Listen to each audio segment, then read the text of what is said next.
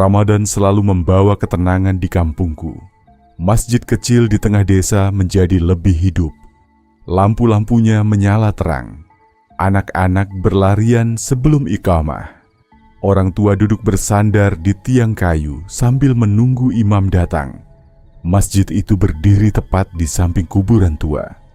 Kuburan yang sudah ada sejak zaman kakek buyut kami. Nisan-nisannya miring, sebagian retak, sebagian bahkan sudah tertutup lumut tebal. Biasanya setelah maghrib tak ada yang berani melewati kuburan itu sendirian. Tapi malam pertama tarawih semuanya terasa biasa saja. Sampai rakaat ke-8. Saat imam membaca ayat dengan suara lantang dan merdu, tiba-tiba terdengar suara lain, pelan, seperti gema, seperti ada seseorang mengaji, mengikuti bacaan imam, tapi nadanya berbeda, lebih dalam, lebih berat, dan datangnya bukan dari dalam masjid, melainkan dari arah kuburan. Awalnya kami mengira itu hanya gema angin, atau mungkin suara dari rumah warga yang juga sedang mengaji. Tapi ketika imam berhenti membaca, suara itu tidak berhenti. Ia tetap melanjutkan ayat. Lafalnya fasih, tajwidnya sempurna. Tapi nadanya terlalu berat untuk suara manusia biasa. Beberapa jamaah mulai gelisah. Aku yang berdiri di saf tengah merasakan bulu kuduku berdiri. Suara itu seperti muncul dari bawah tanah. Bukan keras, tapi jelas. Dan semakin lama, semakin dekat. Setelah tarawih selesai, beberapa pemuda kampung memutuskan mengecek kuburan. Aku ikut bersama mereka. Kami membawa senter. Udara terasa lembab. Angin malam berhembus pelan, menggerakkan rumput liar di antara makam. Dan tepat ketika kami melangkah masuk area kuburan, suara itu terdengar lagi, bukan dari satu titik, tapi seperti berpindah-pindah, kadang di sebelah kiri, kadang di belakang, kadang tepat di depan kami. Seolah-olah seseorang berjalan di antara nisan, sambil tetap mengaji. Senter kami menyapu setiap sudut, tidak ada siapapun, tidak ada bayangan, tapi suara itu terus melantunkan ayat, tanpa jeda napas. Malam kedua, kejadian itu terulang. Kali ini lebih jelas. Saat imam membaca surah yang sama seperti malam sebelumnya, suara dari kuburan ikut membaca. Namun ada yang berbeda. Di tengah lantunan ayat, suara itu berhenti dan mengganti bacaannya dengan sesuatu yang membuat jantungku berhenti berdetak sejenak. Ia menyebut nama seseorang yang dimakamkan 2 minggu lalu. Pak Karim, marbot masjid yang meninggal mendadak karena serangan jantung. Suara itu melafalkan ayat, lalu menyebut namanya pelan. Seperti doa, seperti panggilan. Beberapa jamaah langsung keluar dari saf. Masjid yang biasanya penuh kekhusyukan berubah menjadi penuh bisik-bisik ketakutan. Malam ketiga Ramadan, imam memutuskan tetap melaksanakan tarawih seperti biasa. Jangan takut pada suara, katanya sebelum salat dimulai. Kita fokus ibadah. Rakaat demi rakaat berjalan. Hingga tiba-tiba saat sujud terakhir, tanah di bawah sajadah terasa bergetar. Halus, tapi nyata. Aku mengangkat kepala lebih cepat dari yang seharusnya. Dan dari celah jendela masjid yang menghadap kuburan, aku melihat sesuatu. Satu nisan bergoyang. Tanah di sekitarnya retak tipis. Dan suara itu kini terdengar tepat di bawah lantai masjid. Dekat, terlalu dekat. Melafalkan ayat terakhir dengan nada yang semakin dalam. Seolah-olah bukan hanya membaca, tapi mencoba keluar. Malam keempat Ramadan, jamaah berkurang. Beberapa orang memilih salat di rumah. Tapi aku tetap datang. Masjid terasa lebih luas dari biasanya. Lebih kosong, lebih dingin. Saat rakaat ke-6, suara itu muncul lagi. Kali ini lebih pelan. Seperti membaca dari kejauhan. Namun ketika salam terakhir diucapkan, seorang anak kecil berteriak dari luar. Kuburannya miring, kami berhamburan keluar. Nisan Pak Karim condong ke kiri. Tanah di sekitarnya terlihat seperti baru digali dari dalam. Bukan dari atas, seperti ada sesuatu mendorong ke atas. Dan saat kami berdiri mematung di depan makam itu, suara mengaji kembali terdengar. Sangat dekat, tepat dari bawah kaki kami. Imam masjid, Ustadz Harun, mencoba tetap tenang. Ia membaca doa keras-keras di tepi kuburan. Namun saat ayat demi ayat dilantunkan, suara lain ikut menyambungnya. Persis mengikuti, tapi dengan tempo lebih lambat. Seolah-olah membaca dari ruang sempit. Beberapa jamaah mundur perlahan. Aku melihat wajah Ustadz Harun pucat. Tangannya gemetar saat memegang tasbih. Lalu tiba-tiba, suara itu berhenti. Sunyi total. Dan dalam sunyi itu, terdengar suara seperti kuku menggaruk kayu dari dalam tanah. Malam itu aku tidak bisa tidur. Aku teringat sesuatu tentang kematian Pak Karim. 2 minggu sebelum Ramadan, ia pernah mengeluh kepada beberapa orang tentang dana renovasi masjid yang hilang sebagian. Ia bilang ada yang tidak jujur. Ia ingin mengumumkannya setelah rapat desa. Namun sebelum itu terjadi, ia meninggal mendadak. Resmi disebut serangan jantung. Tapi sekarang, setelah mendengar suara itu, ada perasaan tidak nyaman di dadaku. Bagaimana jika kematiannya bukan sekadar takdir? Bagaimana jika ada yang belum selesai? Pukul 02.30 dini hari. Aku bangun untuk sahur. Saat aku menuang air, terdengar suara itu lagi. Bukan dari masjid, bukan dari kuburan, tapi dari luar rumahku. Pelan, mengaji dengan nada berat yang sama. Aku membuka pintu perlahan. Udara malam terasa lebih dingin dari biasanya. Dan dari kejauhan, dari arah masjid, aku melihat bayangan berdiri di antara nisan. Tegak, putih, tidak bergerak. Suara itu berhenti. Dan bayangan itu perlahan berbalik, menghadap ke arah rumahku. Meski jaraknya jauh, aku merasakan tatapannya. Kosong, dalam. Malam kelima Ramadan menjadi malam paling mencekam sejauh ini.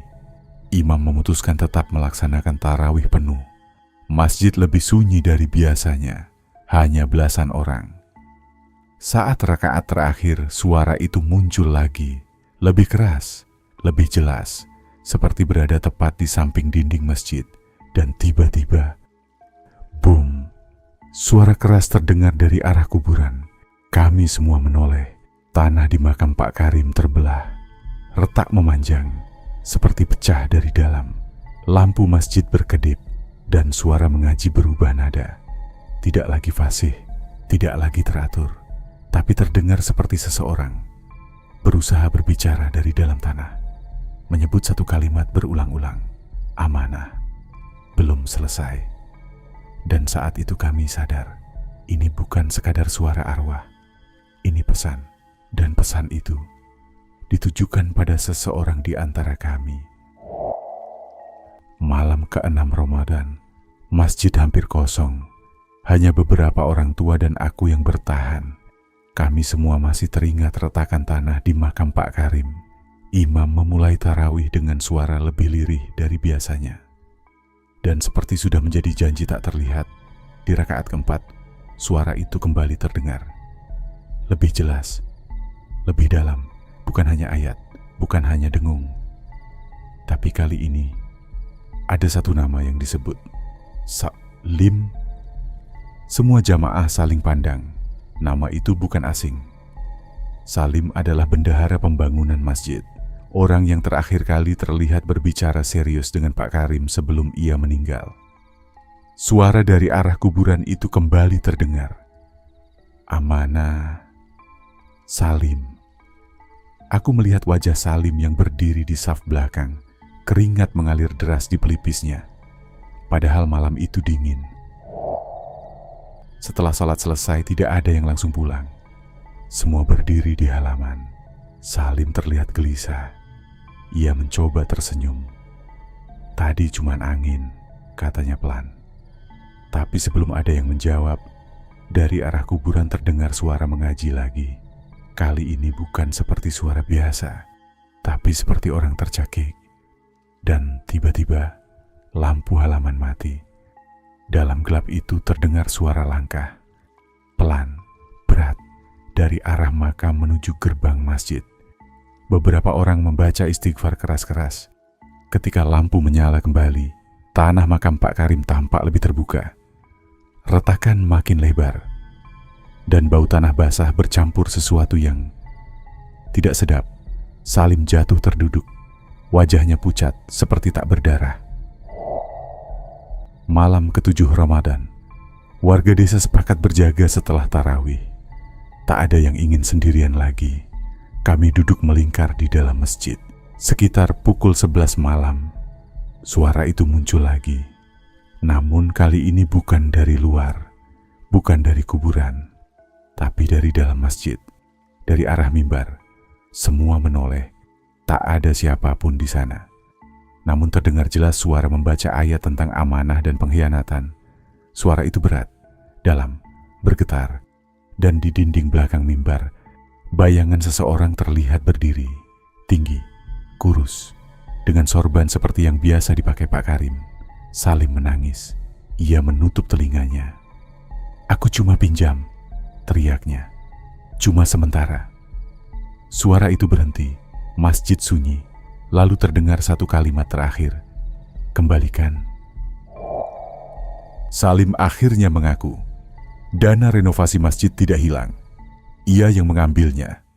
Awalnya untuk kebutuhan pribadi. Ia berjanji akan mengganti. Namun sebelum sempat, Pak Karim berniat mengumumkan ketidaksesuaian laporan keuangan. Dan malam sebelum rapat desa, Pak Karim meninggal. Salim bersumpah ia tidak membunuhnya. Tapi sejak kematian itu, ia selalu bermimpi mendengar suara mengaji di telinganya.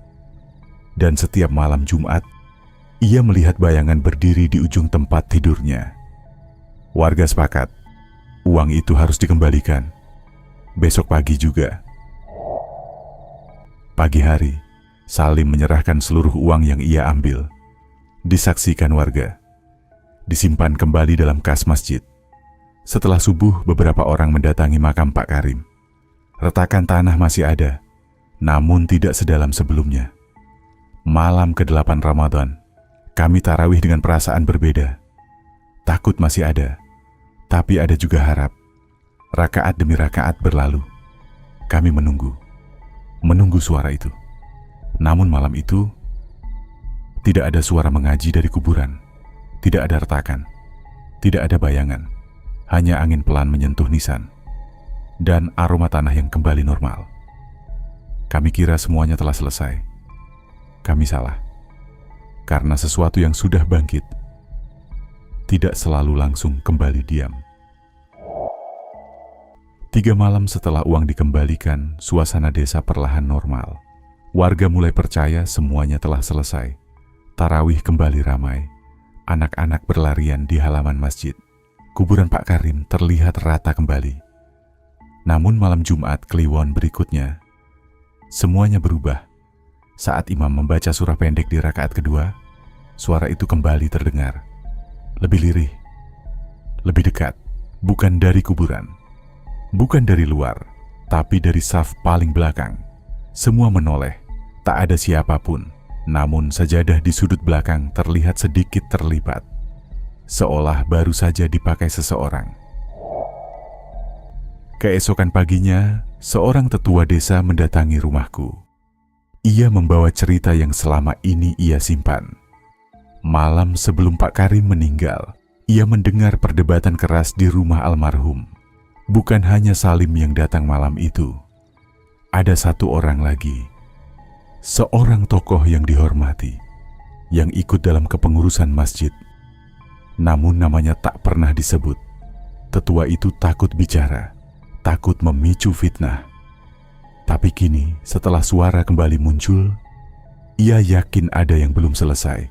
Pak Karim mungkin tidak hanya meninggal karena sakit. Ia mungkin meninggal karena tekanan, karena pengkhianatan yang lebih besar dari sekadar uang.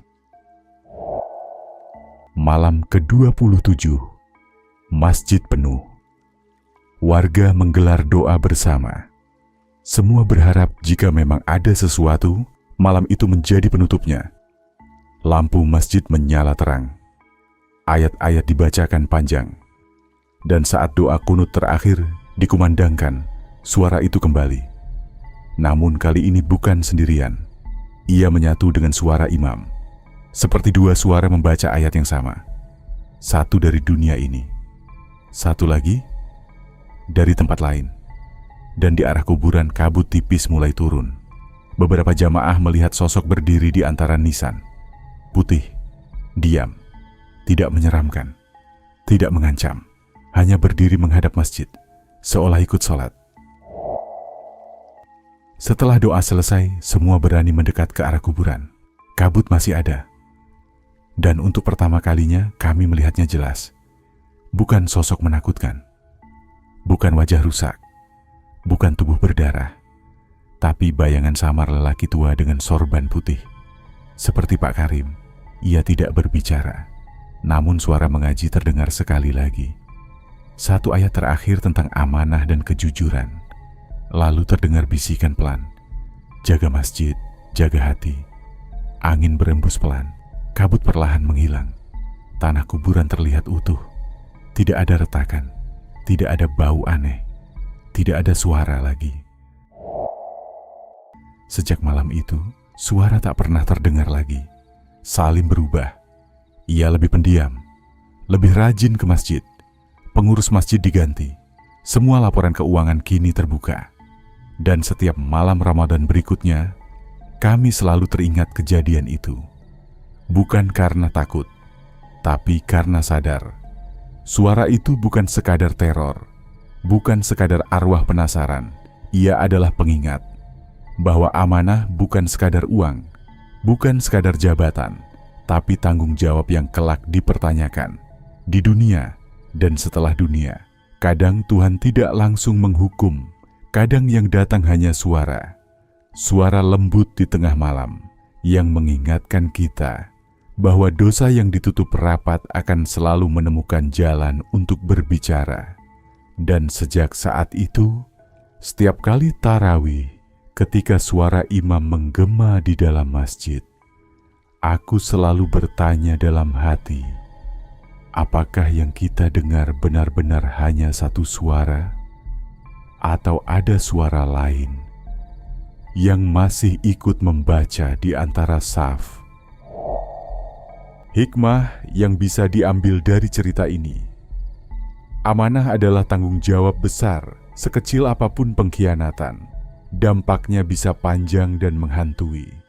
Kebenaran selalu menemukan jalannya. Meski ditutup rapat, ia akan muncul pada waktunya. Ramadan adalah bulan pembersihan hati, bukan hanya dari lapar dan dahaga, tapi dari dosa tersembunyi. Masjid bukan sekadar bangunan. Ia adalah tempat suci yang harus dijaga dengan kejujuran. Suara hati lebih menakutkan dari suara gaib, karena ia tahu semua yang kita sembunyikan. Terima kasih sudah mendengarkan cerita ini sampai akhir. Ingat, setiap tempat menyimpan kisahnya masing-masing. Jangan lupa like, subscribe, dan nyalakan loncengnya, karena masih banyak cerita yang menunggu untuk dibuka. Sampai jumpa. Kalau kamu berani.